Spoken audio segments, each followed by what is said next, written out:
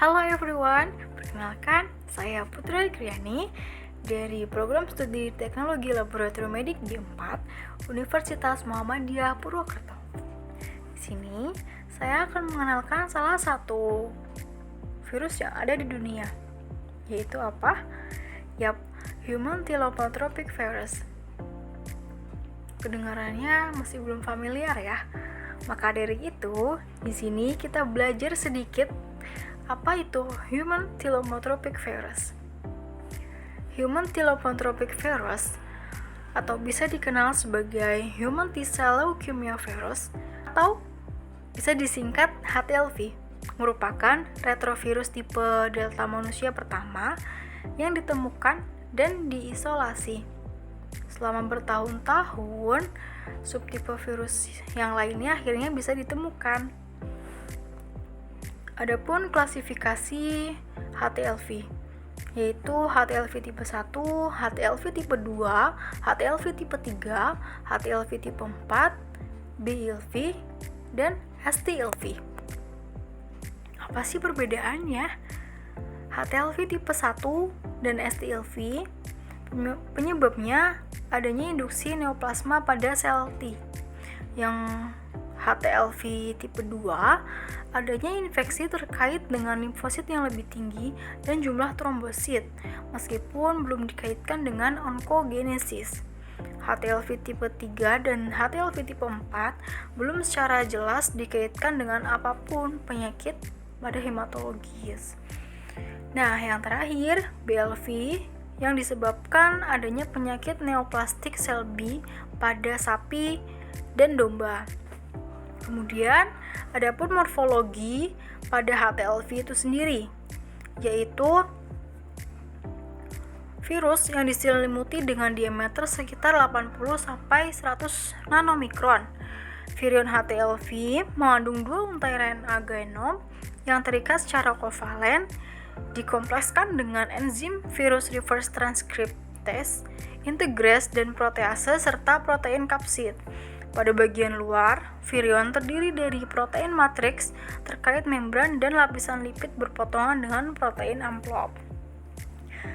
Adapun struktur HTLV itu sendiri, pada bagian paling luar yaitu ada surface protein, viral transmembrane protease, lipid bilayer, ada matrix layer, ada functional protease, ada icosahedral capsid, ada reverse transcriptase, ada RNA, ada nukleokapsid, ada integrase.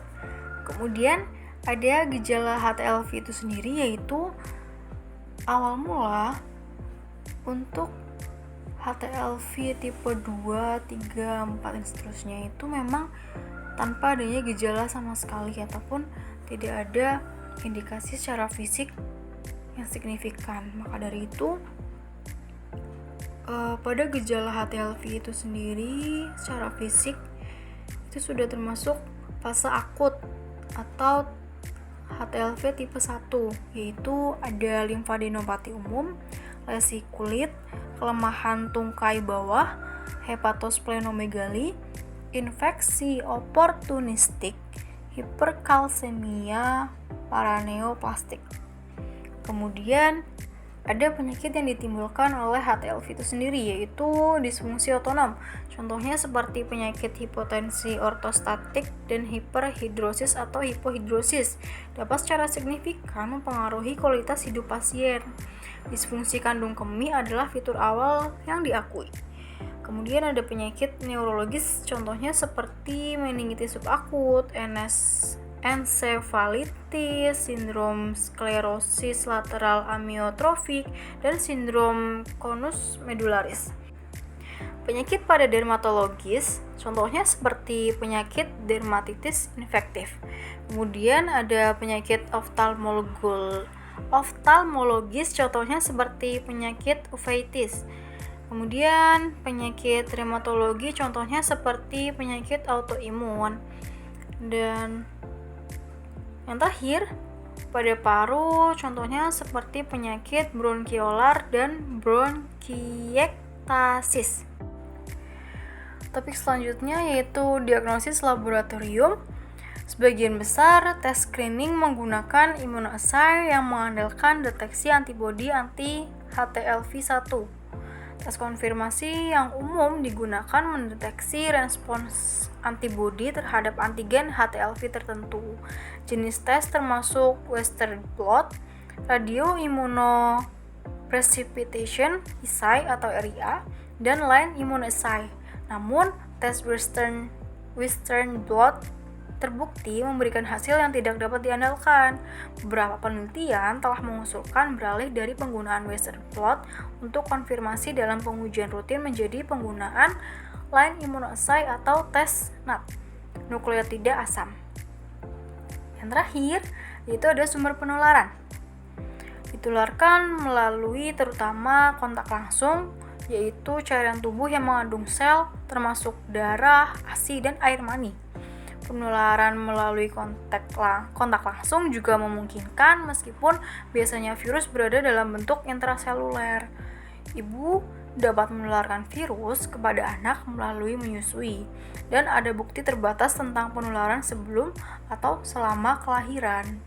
Adapun juga riwayat hubungan seks tanpa perlindungan, usia awal saat pertama kali berhubungan seks, dan jumlah pasangan meningkatkan resiko penularan. Adapun faktor ketiga dan keempat yaitu transplantasi jaringan dari donor darah positif dan penggunaan obat suntik yang secara ilegal maupun berulang.